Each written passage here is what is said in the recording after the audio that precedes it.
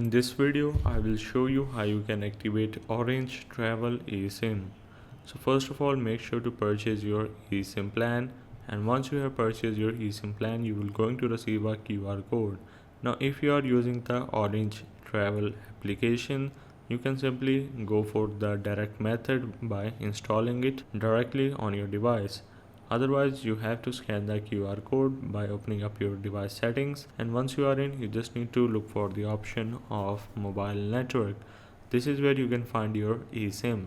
If you cannot find it, you can either search for it or you can go for connection if you are using Samsung or Google Pixel or any other device. Basically, you just need to search for eSIM. Now once you are in the eSIM, click on it and then click on add eSIM. Down click on next on the bottom right.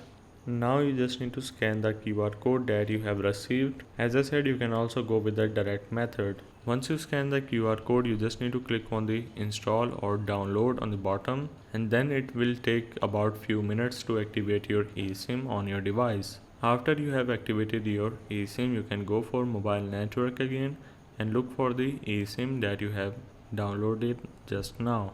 Make sure to click on the three dots and then tap on enable. In some other devices you might have the option of toggle, so make sure to toggle it on. So this is the way of how you can activate Orange Travel eSIM.